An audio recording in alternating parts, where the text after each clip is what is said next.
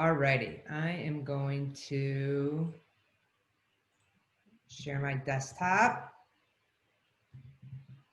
Hello to everyone. I know it's a webinar, so I can't see you, but hopefully you can see me. And I'm so excited that you're here. I feel like maybe not quite the final stretch, but almost the final stretch. And so I know you're probably exhausted and inspired and overwhelmed with information, and the fact that you're taking time out of your day, especially this late in the day, to spend it with me. I truly honor that trust that you put in me, and so much gratitude for that. So today we're going to talk about the art of inclusive leadership. And if you've been to any of my presentations before, you know there's polling and storytelling and all kinds of fun interactive stuff. So hopefully it is it's something that you enjoy. Just because I get distracted, I scroll through the chat kind of sporadically. So if you do have any questions, if you could start it with questions, either questions in all caps at the beginning of your post, if you're doing the chat in Zoom, or if it's in Pathable. Can't remember, I've done several different formats. So if it's in Pathable, if you could put it in the polls section, that would be great. And we'll answer everything, and I'll stay on as long as I can, and then encourage you to follow up afterwards. One more caveat is that I will post the slide deck inclusive of all the polls and the polling results probably by the end of the day tomorrow. So you'll be able to go back and check it. And if you need anything more specific than that, again, feel free to reach out to me. So here we go, the art of inclusive leadership.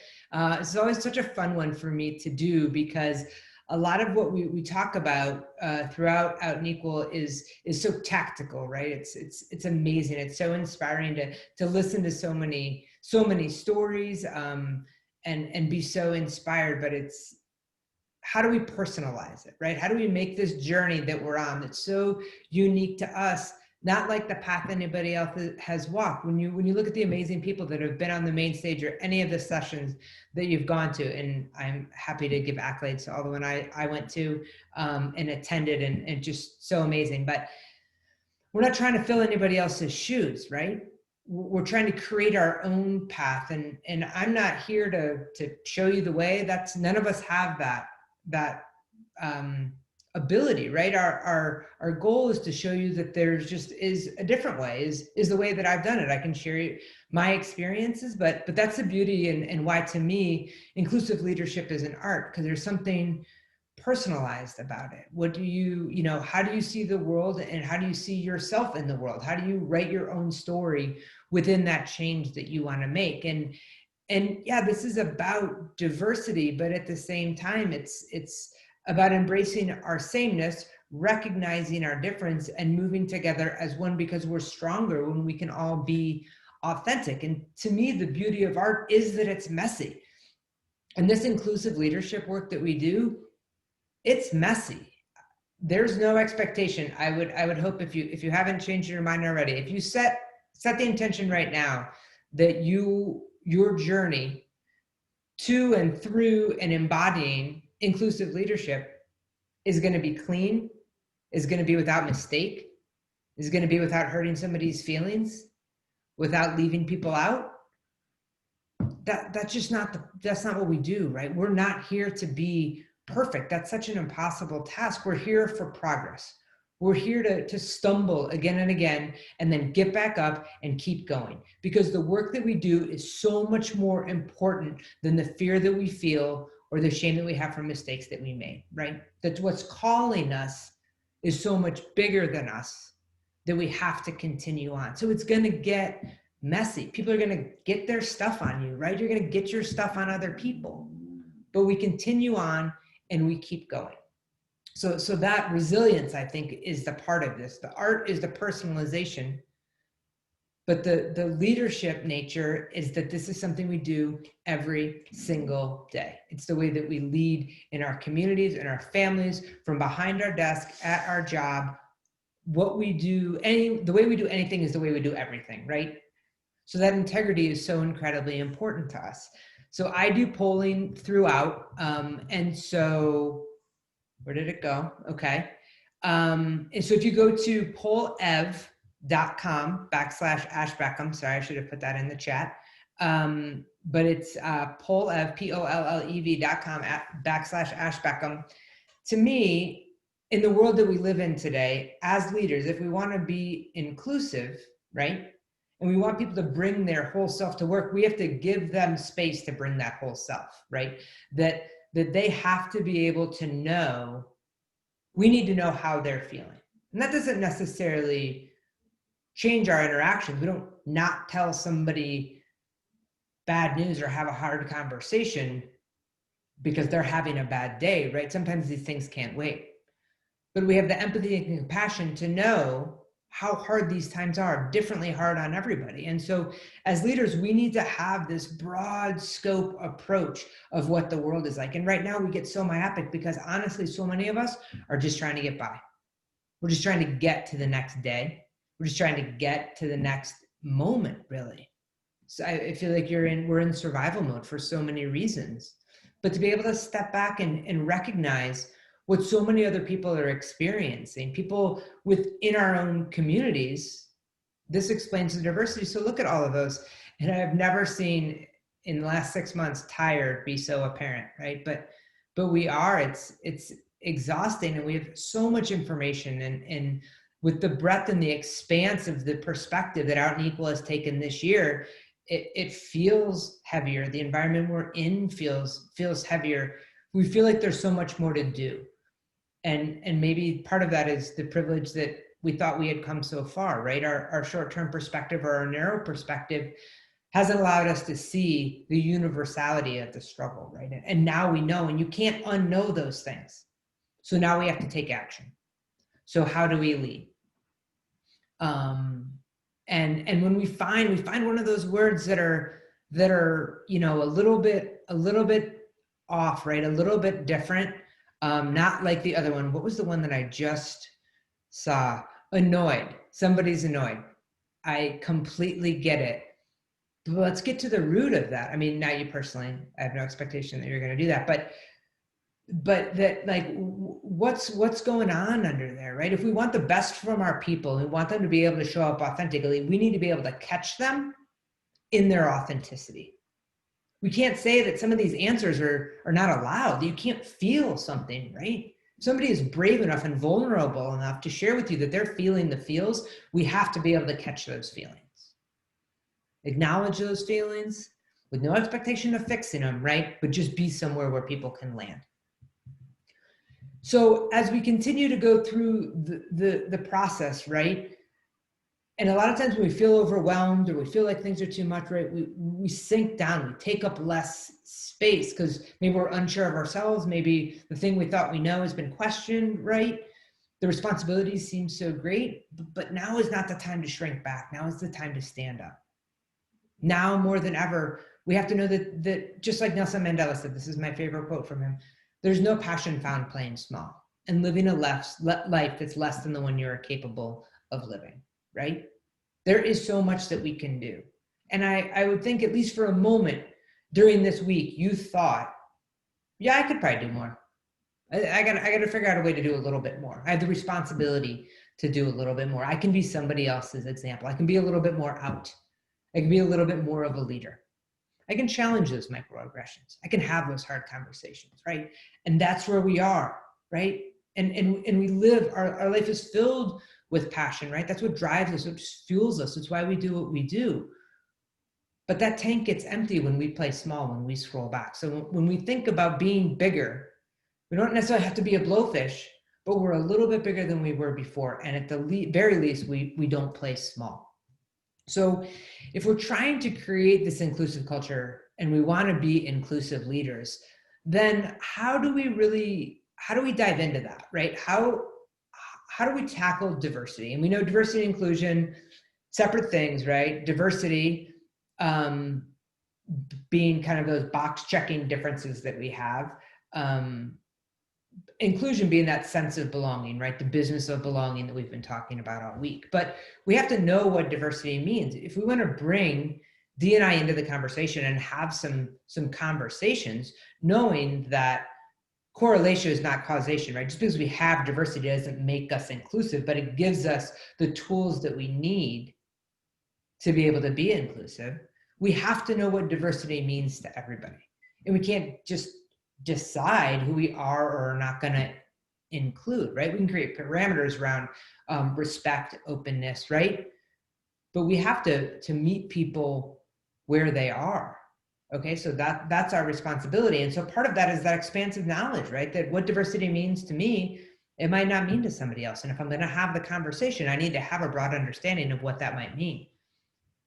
You can keep putting in your responses, but I'm going to go to the next slide. But to see that, obviously you guys know word clouds, how they work. Difference and differences are the biggest one, right? Look how pervasive that is. Even in this environment, the diversity means difference. But there are also these amazing other concepts. So how are we most equipped to know that there's almost a negative connotation when we think about difference, right? So how do we highlight those differences to be opportunities, to be actually the positives, to be what fuels the success of the machine of the work that we do? So, we can get to people through two ways, right? The head or the heart. So the heart is that everybody wants to feel love. It feels so much better to be included. It creates a safer space, right? You get like all of the feels right here. And for some people, like that's not how we get them on board. And so as advocates, we have to get them on board. We have to speak their language, right? So you can go to a pure ROI perspective, right? We know that ethnically diverse companies outperform their industry median by 35% if they're in the top quarter, and gender diverse companies by 15%, probably because the integration of women has happened more over time. And so it's I wouldn't say the tail end of it, but they've been flattened slightly because people are catching up in that way. But the numbers matter. If we're talking about recruitment and retention, if we're talking about the sense of millennials coming in, being competitive with anybody within our industry, to get the best and the brightest and to make them stay and feel committed to our organization, we need to have that sense of inclusion, right? And not just the numbers, not just I need 2 of those and 4 of those. It's not this exact recipe that you follow, right? Because even if you get all the right people in the room, if there isn't a sense of belonging, then we don't really have what we need, right? People need to feel like they can be fully themselves. But we don't have them on our team in spite of their diversity, but because of it, that we value the unique perspectives to such a degree that we know we're better because of it, right? So we need to be well-versed as inclusive leaders in why this matters, right?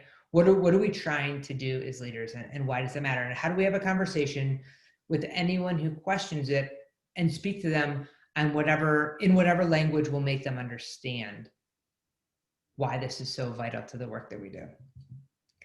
So as we go through, now we've gotten kind of past the numbers and we get it. So now we're on, why doesn't it happen? We know that if we have a more authentic workplace, we're more productive, the numbers are better, there's more opportunity for everyone, we're more creative, all of the things that we just mentioned, right? Like we know it exists. So it seems like a no-brainer, but we know we need to do it, but we don't have these inclusive cultures. So why? Why can't people fully be themselves? What's holding them back? As leaders, it's our responsibility to see our obstacles, right? Why can't people fully be themselves? And this gives us just a perspective, right? If it's lack of role models, then maybe that's something that we address in what promotion practices and hiring practices look like. Where are we recruiting from, right? If I don't see people that look like me, I see where I'm going to hit my head on the ceiling, right? But if I see people like me in these different positions, then maybe I think that there's a chance. Lack of support, that could be HR support services that exist. What does that look like? Mentorship programs, things like that. Lack of confidence would be professional development, things like that. But overwhelmingly, always, it's fear of repercussions or judgment. Unfortunately, as leaders, we have the ability to lead from exactly where we are. For me, leadership, my friend Nikki Rivera at HP said this, and I use it a lot, that leadership is not a position, it's a disposition. It doesn't matter where you are on the org chart, right? What your budget line is that you manage, how many direct reports you have. You can lead every day in every way. And the easiest thing for you to control of these lists is fear of repercussions or judgment. Do you convey in your office, on your team, at this table, there is no need to be fearful for being your whole self. Actually, we have an expectation that you will be your full self. We are creating a culture of inclusion. It's not a conscious decision we make. It's the fabric that makes up our organization. And what happens, what starts to feel uncomfortable is when someone isn't fully themselves, when someone's hiding something, right? Because it becomes the pervasive way that we operate in everything that we do, internally and externally, that we are authentic. And again, that might just be 2 of us on one team, but that's a start. And when all of a sudden, that team of 2 becomes the most productive team because of the inclusive nature of what they're doing, then all of a sudden, your influence grows and grows and grows. So don't worry about where you're starting, worry about getting started, right? That's how we move forward. So any of you that know me, I'm a storyteller. That is what I do. I think it makes it relatable, but these are the 3 things to me that are critical in inclusive leadership, right? Empathy, courage, and grace. Those are the 3 things to me that really get us over the hump to start to have those challenging conversations, to be able to set cultural norms within our teams and within our organizations. So each one of these will have a poll, then each one of them will have takeaways and sample action items. So how many people do you have a relationship with where you can fully be yourself? What does that look like? Right? And this, a lot of times this will depend on where you are in your career, how long have you been out, or are you at a new job, where are you located, what industry are you in, right? There's all these different things. And again, this isn't just like, how many people are you out to? This is like, if you're the straight, white, cisgendered male ally, but you can't fully in certain situations be out as an ally, then you fall somewhere on the spectrum, right? It's about all of us being fully ourselves, not just those we identify with or those we understand, but a culture where everybody can do it. So this is a great balance, right? We've got a lot of many's, but then we've got the, that few and the none is like 40%, right? So how do we as leaders be mindful of that? If I'm in the group of many, how do I seek out those few or those none people and create that mentorship program, right? And create that very casual, informal connection of what it means to be out. Maybe it's just me being out at work, but that's enough, right?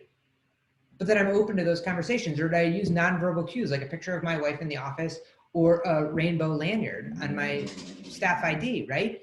What does that, how am I conveying my authenticity in nonverbal ways that make a welcoming environment for other people, right? And if I'm a few, how do I see those people within my organization, maybe at out and equal, that I can aspire to be, that I can learn from their process of how they started to do that, right? So just be mindful of where you land and how you can learn and how you can help. So as we get through, to me, the very first place to start is always empathy, right? Empathy is different than sympathy, right? Empathy, all we have to do for empathy is understand somebody else's position. There's no emotional investment.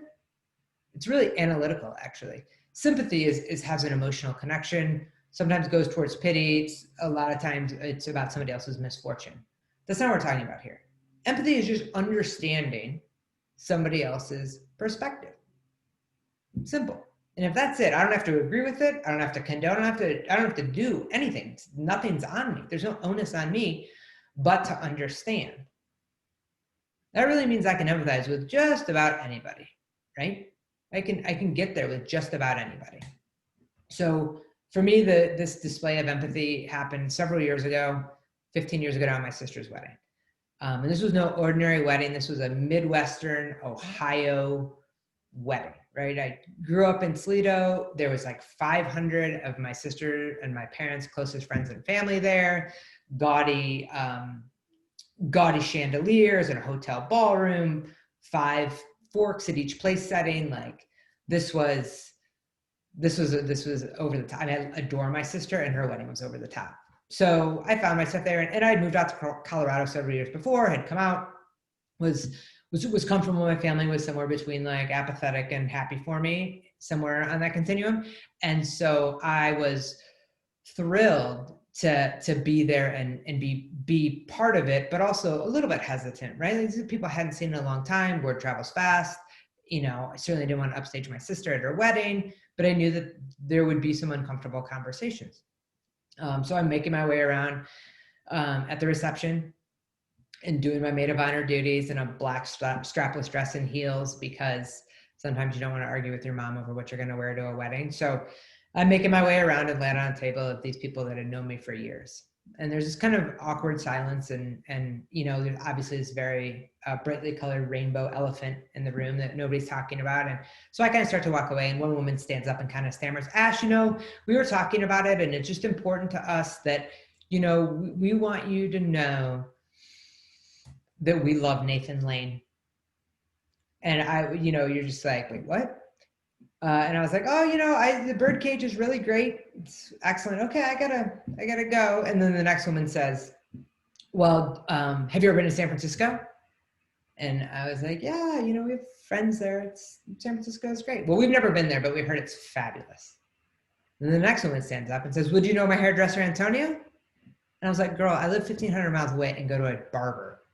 I do not know Antonio, but, you know, we've all been token. So I said, well, I don't know. The name sounds familiar. Well, I've never seen a picture of a girl in his, by his chair, if you know what I mean.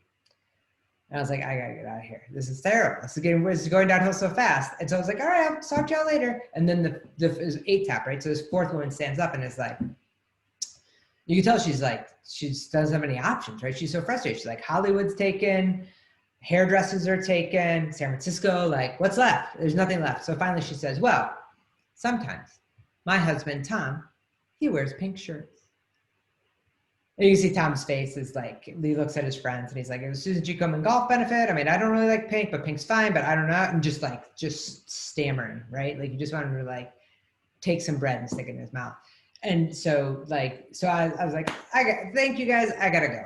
So I am going as quickly as my wobbly ankles will take me in my heels to get back to my table that has my girlfriend and a bunch of my buddies, right? My safe space. And I can't get back there fast enough to tell them the story. My hometown never changed. I knew it was gonna be like this. So glad I moved, right? But on my way back, I saw my sister and her husband, who were happier than I'd ever seen them in my entire life, right? Just married, just love exuded.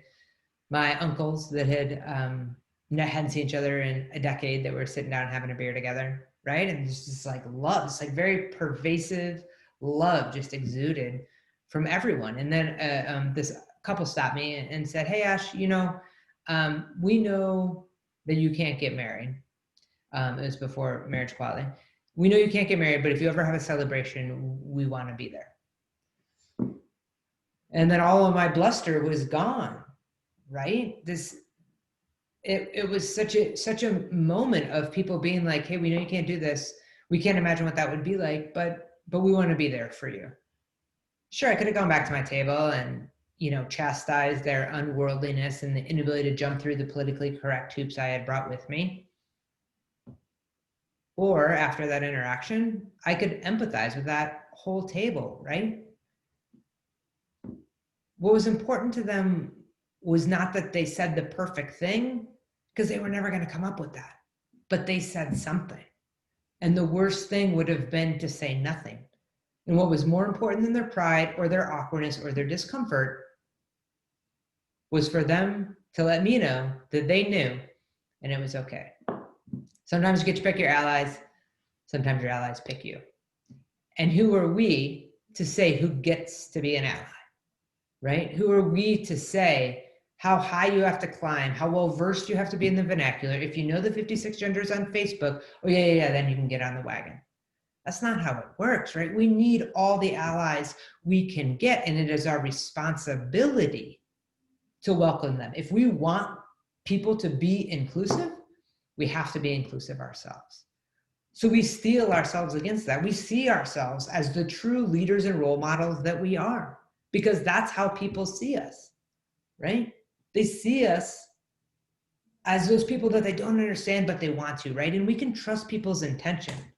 We can know when they're trying. It is our job to encourage courage. When we see those small steps, When we see that person who didn't really know how to be an ally put on the sticker on their name badge that says that they are, kudos to you. That's maybe the hardest thing you've ever done, right?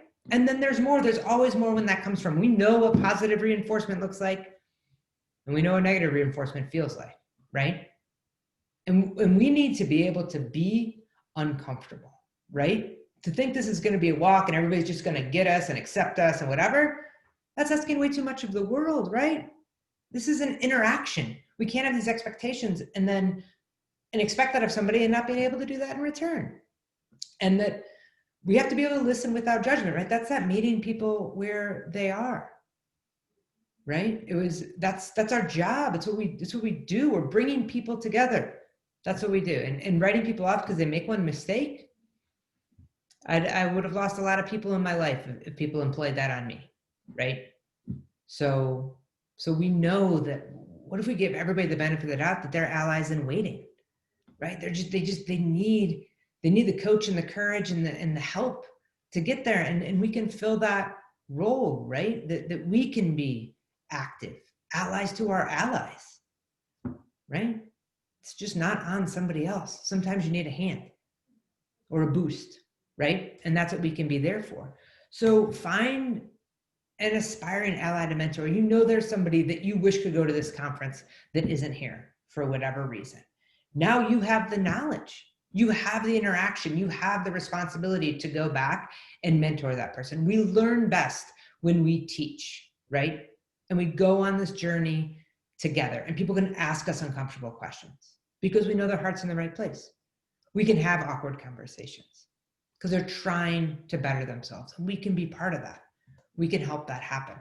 This is one of my favorite slides I put in every presentation I do, because we all know what that feels like. We all know what it feels like to do something scary. Look over the edge, take a couple steps back, wring your hands, let the person behind you go, right? To get up the courage to do the thing you've never done. But the thing I love more than anything about this picture is that feeling in that kid's gut is the same feeling that the kids sitting on the side of the pool have if they've never jumped in. The feeling of doing something you've never done, by pushing your boundaries, by being uncomfortable, it feels the same. What you're doing is so much less important than the feeling you get when you do it, right? If you're not doing something that scares you every day, then there's room for you to improve how you show up.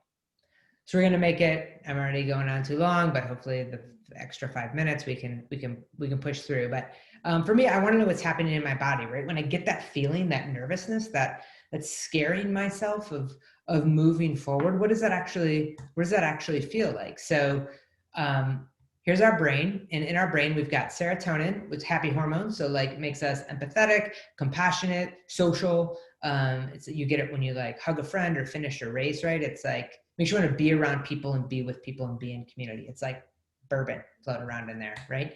And then stress hormones are kind of the opposite, right? That's that fight, flight, freeze. That's like wake up in the middle of the night, look out in the hallway, you think it's an intruder, it's a coat rack, but it doesn't matter. You're already like amped and can't go back to sleep, right? That's the cortisol and adrenaline.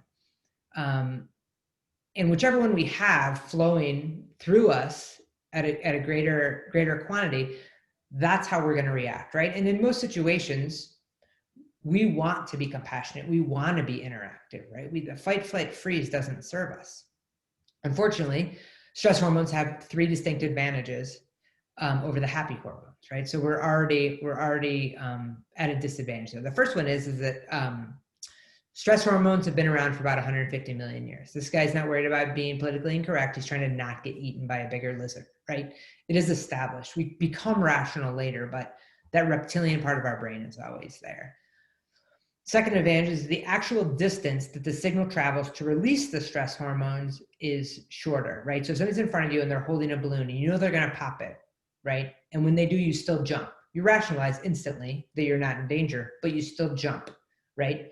That's the head start that the cortisol and adrenaline have. And then the third advantage is the neural pathways are ruts in a road. So if you live in a stressed out environment, like, I don't know, coming into contact with any human being outside of your immediate family might kill you, I think is a pretty high one, right? Then when you have stress running through your body constantly, right? those pathways become more and more and more efficient. It becomes your default, right? And so how do we break that rut? It's like if you walk the same loop in your neighborhood every day, or take the same route to work when you used to go to work. When all of those things happen, that efficiency that becomes mindless, it becomes your default. So when stress and defensiveness become our default, it creates an even bigger advantage. The one good thing is, of all of those things, the only one we can control are those ruts. So I want you to do a little experiment with me. I want you to sit back in your seat and fold your arms. All right. Now I want you to uncross them and cross them again with the opposite arm on top. The first time I did it, it was like the hand jive, right? I couldn't get my hands right. That feeling of that second way, that's what it feels like to break a rut, right? It's not going to kill you. It's just uncomfortable. So you want to stop doing it immediately. But I promise you, if for the next week, every time you crossed your arms, you intentionally switched it, by the end of the week, you would be an ambidextrous arm crosser, right? Because we can rewire our brain. That's the beauty of this idea, this neuroplasticity, is that we can get out of those ruts. We have to consciously make ourselves do it. And in order to do it, we need to be able to feel uncomfortable, but we can change the way we react to certain situations by our exposure to the awkwardness, by our exposure to the discomfort, right? To the exposure of just staying a little bit longer to see where the conversation goes, right? All right, next slide. I'll get this dialed in by the end. Okay, so now we're getting on to courage. So the courage is actually getting our voice, right? Getting our voice to be present, to get our voice out, to take the moment of actually taking action. And a lot of times that's using our voice in some way, communicating what we think. So do you feel like your voice is being heard at work? So critical, right? That we feel like we're heard. So, oh yeah, and I was just gonna say it. There's no nevers. That's so great. And then there's always one. But I appreciate that, right? That's honesty. That's what we're going for. So this is how it goes, which is good. You know, sometimes that speaks to where people are in their careers, how long they've been in an organization, overall confidence of the people that are participating, right? And for all the people that are in the always category, I would just say that if your voice is always heard, chances are there's other people's that are not. So when we take that responsibility that we have the privilege or the power to hold the mic, part of that responsibility is making sure not only that we speak for other people, but we let people speak for themselves.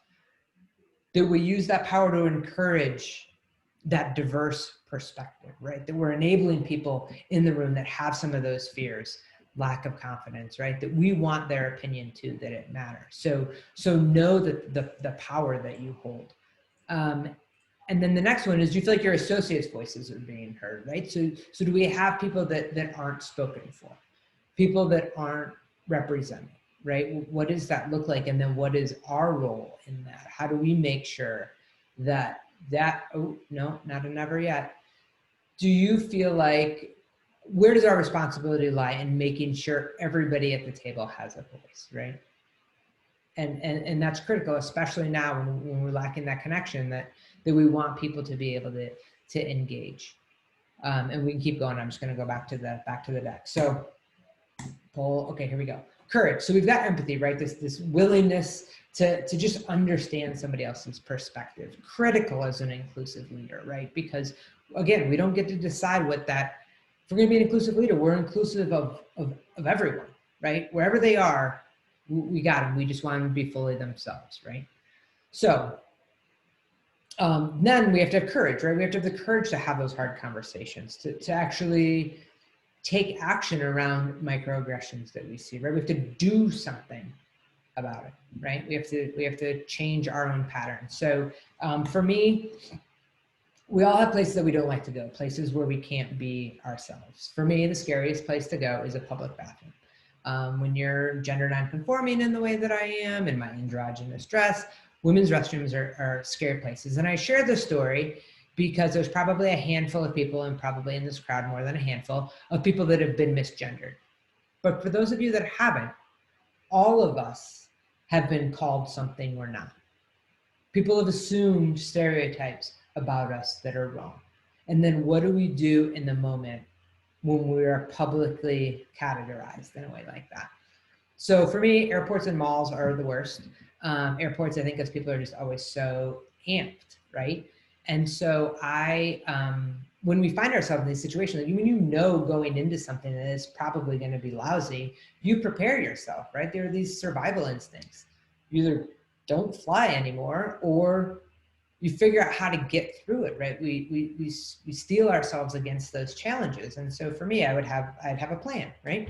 And so I would go into the bathroom, I'd have my little rolly suitcase, I'd put my head down, not make eye contact with anybody, go in the bathroom, do my thing, come out. I would assess the sinks to see what the situation was, because I knew in my head there was that like 45 seconds, I had to get out of there and maybe nothing would happen, right? But then you look at the sinks, there's not a sink open, you walk out, you don't wash your hands, you're the weirdo that doesn't wash their hands. I have traveled a lot of hand sanitizer, like just to go to the bathroom, right? It's a lot.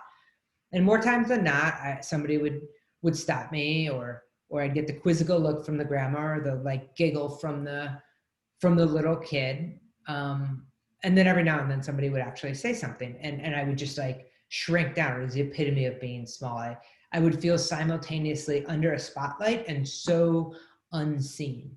And I would be just furious and afraid, and just I wanted it to stop, right? No matter what. And so then I would walk out of the bathroom and 200 one-liners would come in my head. And I would say, I would know exactly what needed to happen next, right? Like what I should have said, ... Can you imagine the look on her face if I would have said ... That quick, composed retort is such an elusive skill. But when we find ourselves in the same situation over and over, all of a sudden the words come at the right time. So I was walking through O'Hare several years ago, doing my thing, head down, rolly suitcase, walked into the bathroom, and a woman put her arm on my shoulder and said, "This is the women's bathroom. You don't belong here. Do I need to call security?" Now, unfortunately for that woman, it was that time of the month for me. So I spun around on the heel of my well-worn Converse low top, and I pulled a tampon out of my pocket, and I said, "Hey, your timing is perfect. I was just about to go into the stall and put this tampon in. So if you want to come with me and see if I'm in the right place, that would be great." And like everything in the bathroom stopped, right? Even those like automatic sinks just stopped. And so I, emboldened by, you do one of those like internal, like, "Did you just say that? I just said that." And so I kind of turned back one more time and said, "You sure? No? Well, I guess you'll never know then." And I shut the door. And for the first time in a decade, I actually felt comfortable in a woman's bathroom. You want to show me uncomfortable? I'll show you uncomfortable. So that was my thing for a while. No matter what time of the month it was, I always had a tampon in my pocket. I would walk out of the house and be like, keys, wallet, phone, tampon. And I had some interesting interactions, right? That courage came up. I liked it, right? All of a sudden I was putting people on their heels. I felt a lot more safe when I felt prepared enough to protect myself. But then it kind of shifted, right? I wasn't just being defensive. I was being aggressive. I was getting really hardened and getting really mean, and not being the person I wanted to be. Imagine the stress of running around the world ready to whip a tampon out at any unsuspecting stranger. It's like a 6-shooter in the Wild West. So I realized I wanted that wasn't it for me, right? Courage at that moment looked like one thing, but the more I did it, it didn't seem like it was as good of a fit. So when we're thinking about courage, we have to think about our end game, right? Did I want that woman in the bathroom to feel uncomfortable? Absolutely. But if I thought about what I really wanted was for her to know what it felt like to be called out like that. What it felt like to be told you don't belong, what it felt like to not be safe. If she knew what it felt like, that would be much more likely to change her actions than me jumping up and shaming her in the middle of the bathroom, even if that was the same thing she did to me, right? If we want to work towards this progress, we have to know what our end goal is. We have to differentiate between having a reaction and being reactive, right? The reactive part, that's the reptilian, that's that lizard guy. They say that you're not responsible for your first thought. That's a lizard. But you are responsible for your second thought and your first action, right? So who do you want to be in the moment? Who do you need to be in the moment? And that's not to say I still don't fight back and yell. Like I lose my temper probably more than I should, but less than I want to, right? Like it's it pushes you, but then you think about how you want to have that conversation, and to know that we have responsibility for our words, right? We don't exist in a vacuum. Our courage certainly doesn't exist in the vacuum, right? It gets on other people, and that's on us too. And sometimes that's worth it. And sometimes that isn't getting us to where we want to go, but regardless, we have to own how we react. So as far as that courage plateau, or maybe that first step of courage, it doesn't have to be this huge thing, right? It's one thing in your life to do one thing that makes you uncomfortable, right? It's jumping off that high dive. It's having a conversation with a stranger. It's sending an email about that microaggression, right? It's doing one small thing that's different than the way you've always done it, because it's the way you know you need to do it to make change happen, right? But it can be incremental, and these things build on each other, right? That these aren't leaps and bounds. This is stepping and crawling and stumbling and falling backwards and going back again. It's not linear, right? It's living. And so we take these small steps. The only way that we're going to build that courage muscle is to be able to do it intentionally in small, achievable ways, to get the feedback that, yeah, that's all right. I can be that brave. I can do that. I can jump a little higher. I can stretch a little more. All right, last poll. So now we're getting to grace, right? So we've done empathy. Let's check our time. Okay.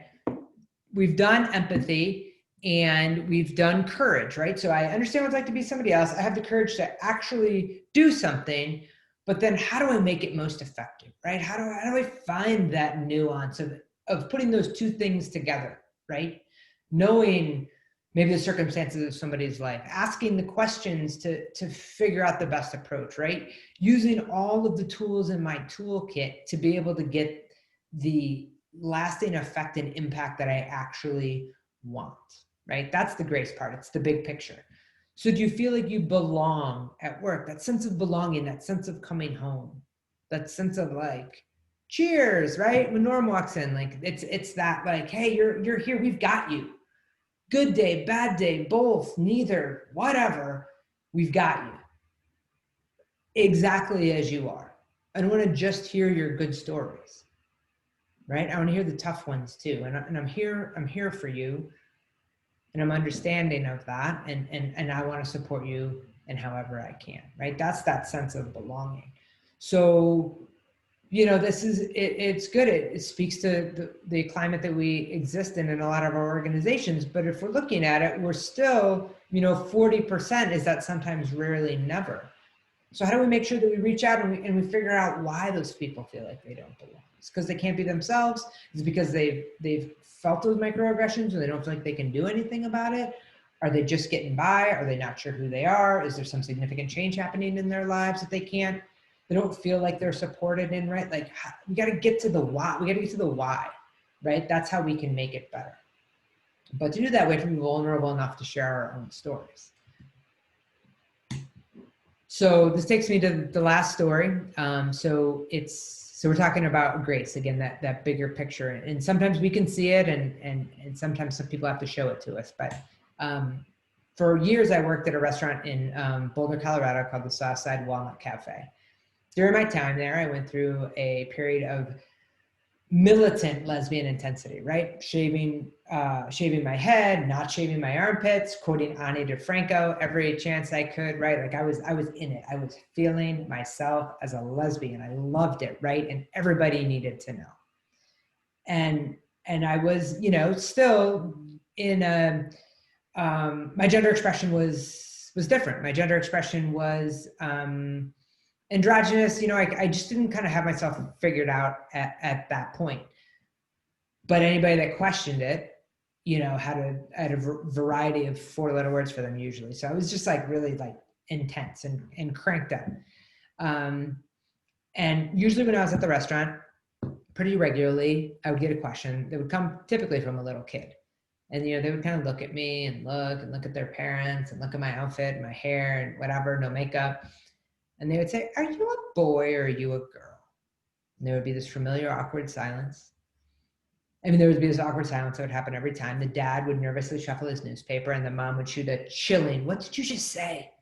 Look at her kid. And I would say nothing, but I would seethe inside, right? I would grip my coffee pot a little bit tighter How can you ask me a question like that? This place is full of weirdos, like the owners, everybody. You can come here and be yourself. Wear a tutu, have a mohawk, whatever. Just don't spill the coffee and just be nice, right? That's it. Do you just buy your girls dolls and your boys trucks? Like, how have you never met a lesbian before? And I knew eventually I was going to have to say something because I was getting so angry. I mean, I knew I didn't want to have the bathroom response, but I knew I couldn't just keep stuffing it down, right? So I took, talked to my friends at work, and I knew I was going to have to say something because I was getting so angry. And every time I walked up to a table that had a kid between 3 years old and 10 years old, I was ready to fight, which is a terrible way to go through life, and incidentally, an awful way to try to make a living if you're working for tips. So, but I knew something was going to have to come out, right? So I, within a matter of weeks, it happened again. Walking up to this table, are you a boy or are you a girl? Familiar awkward silence. But this time I'm ready. And I'm about to go all women's studies 101 on this table, right? I've got my Gloria Steinem quotes. I've got my Betty Friedan quotes. I've even got a little bit from Vagina Monologues that I'm going to do. And I take this deep breath and I look down, and staring back at me is a 4-year-old girl in a pink dress. Not some challenge to a feminist duel, just a kid with a question. Are you a boy or are you a girl? So I take another deep breath and I squat down next to her and I say, hey, I know it's kind of confusing. My hair's short, my clothes are baggy, but I'm a girl. And you know how sometimes you like to wear your princess dress and other times you like to wear your comfy jammies? Well, I'm more of a comfy jammies kind of girl. This kid looks me dead in the face and says, my favorite pajamas are purple with fish. Can I get a pancake, please? And that was it. Just, oh, okay. You're a girl. How about that pancake? It was the easiest hard conversation I ever had. That kid taught me in an instant how disarming it was to be real, to be authentic, to be brave, right? Sometimes a question is just a question. Sure, I could have dropped my feminist manifesto all over that table. I would have felt better for a little bit, and for all the times that I hadn't said anything. The kid would have missed it completely, and the parents would have been exponentially more awkward than they already were.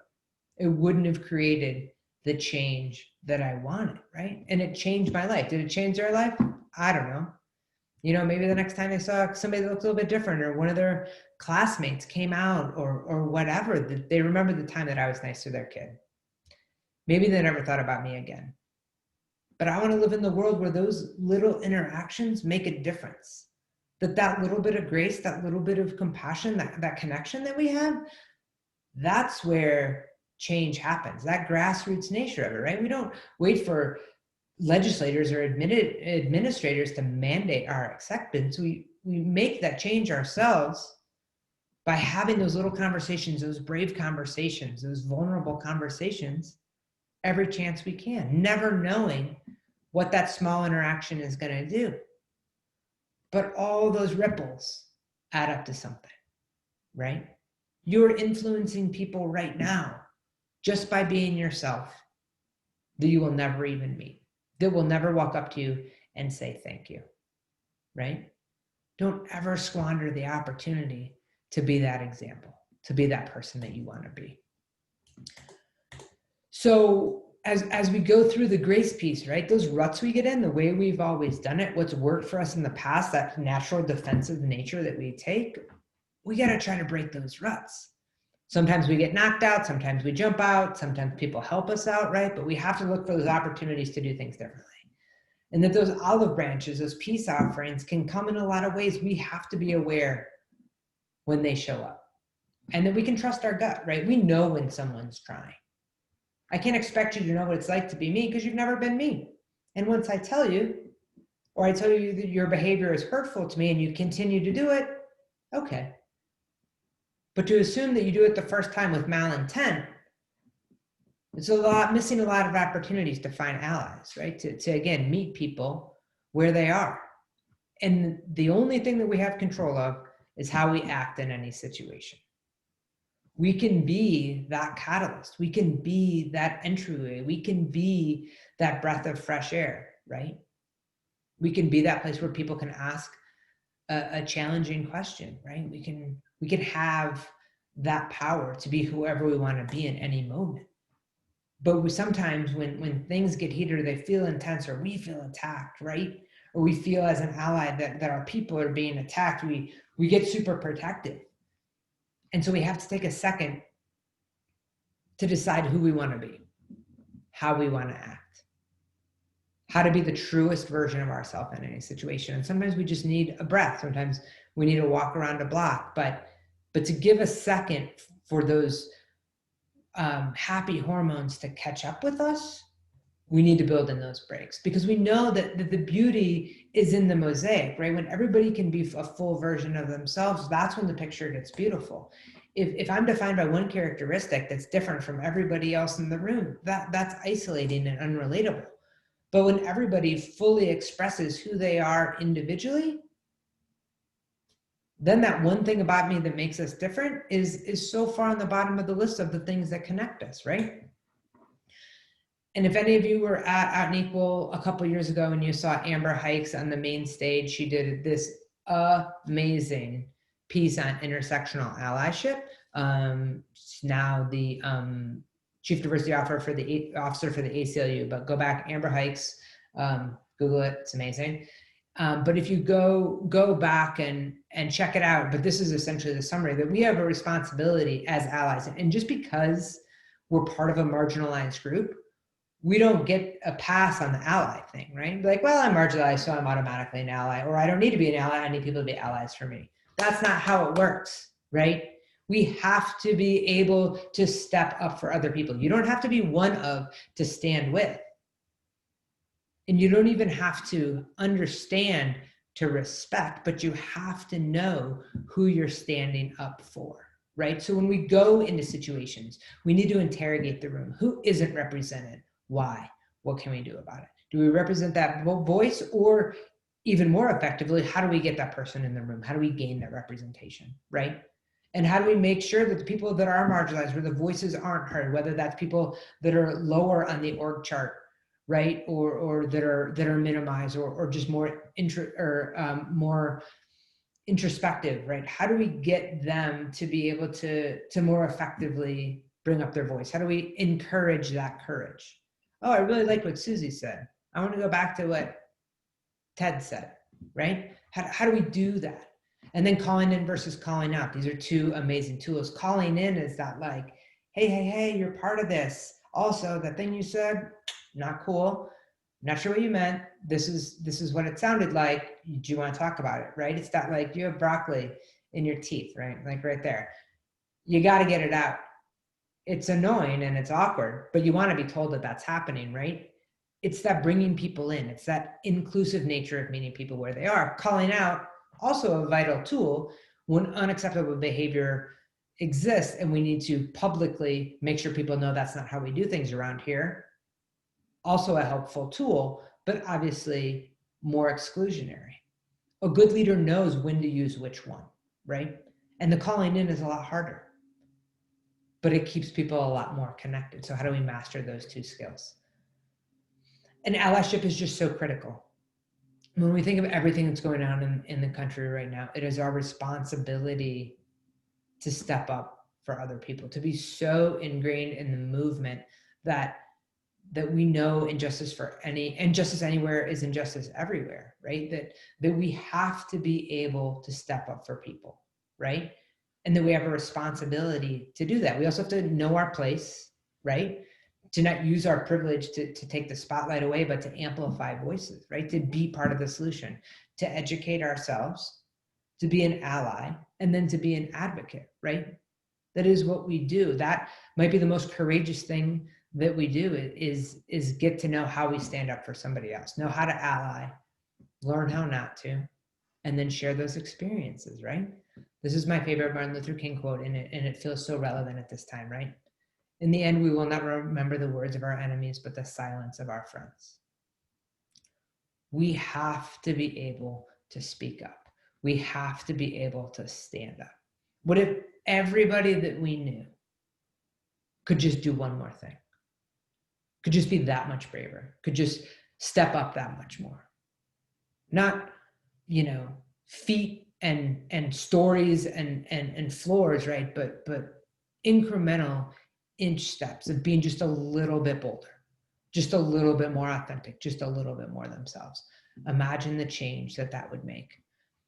And that's the thing about art, right? No matter what your medium, no matter what the vision is in your head, what you want to do, how much you think about it, where your creativity comes from, whatever it is, eventually you have to put pen to paper. You have to put your fingers on the keys.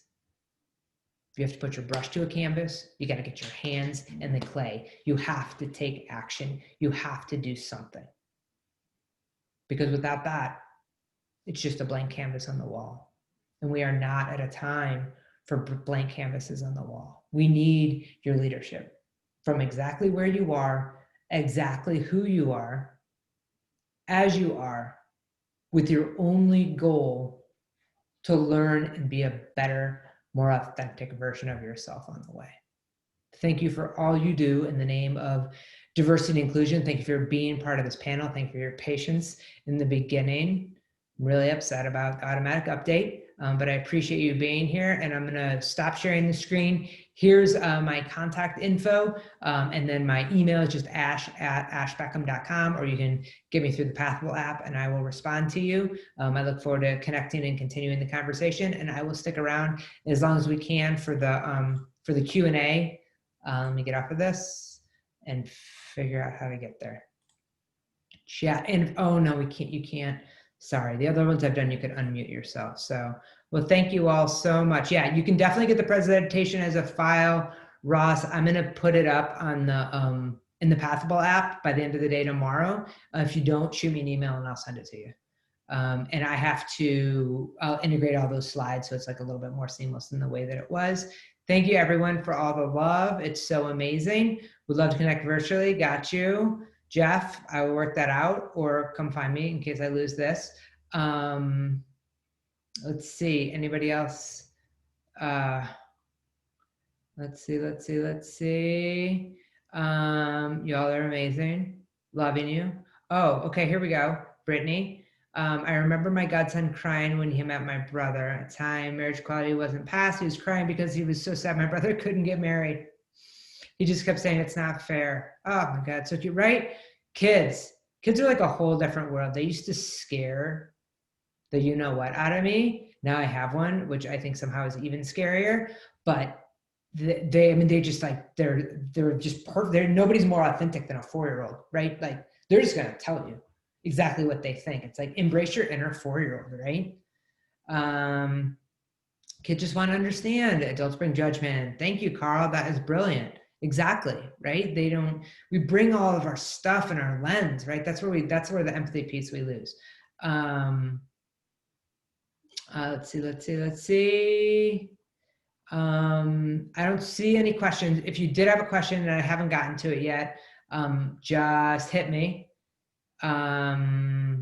Yes, we should not autocorrect kids, right? It's always a learning opportunity, right? Because the way that we interact is we want them to keep asking questions. And I feel like that's like kids, but also with anybody, right? We want the dialogue to be open. If we think that we have this like, you know, 2 perfect 15-second soundbite that's going to change somebody else's mind, that's ludicrous, right? We want to have a continuing conversation. So we have a responsibility to create an environment where that person wants to come back, right? That's what we do. We just want to have dialogue because they're not going to change our mind.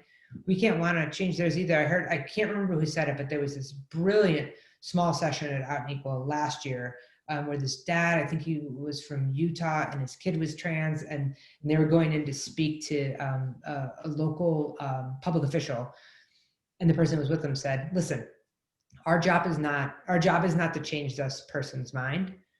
Our job is to make them doubt the certainty of their position just a little bit, right?" And that's what we do. There are these little like cracks where the sun gets in, right? And a little bit more. They're more curious and more open, and then the conversation continues. Oh yeah, wasn't that so good? I love that guy. I was like sobbing. Yeah, I don't think that's on demand, but I'm sure we could find something on him. He was amazing. Anybody else have any questions?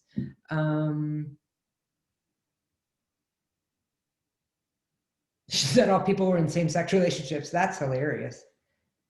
Oh, yeah, it's so funny. Oh, how do you prepare for talking with people who don't see their religious views and voting alongside those views as hurtful to LGBTQ community without losing your cool?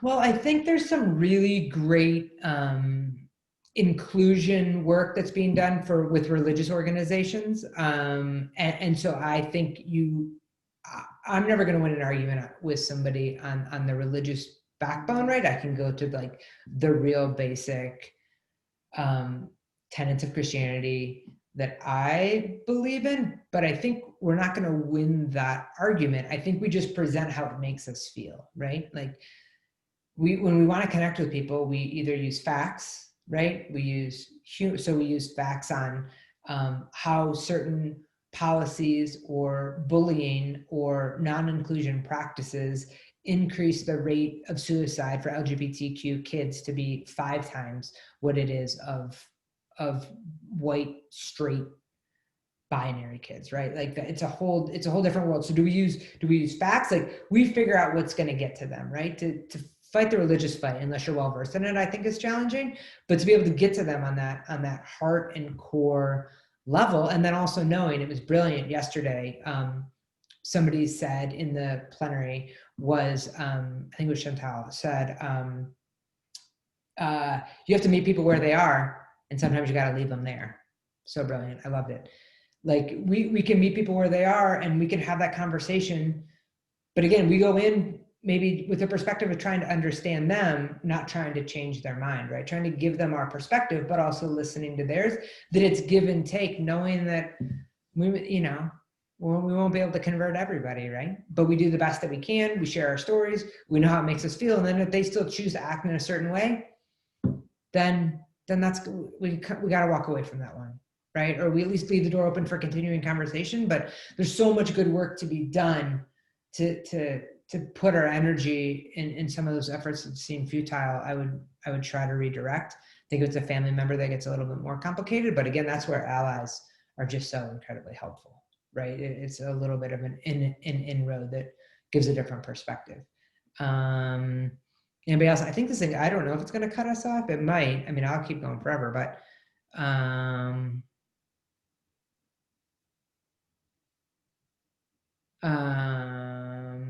yeah, great point about Jesus in there if anybody's checking it out.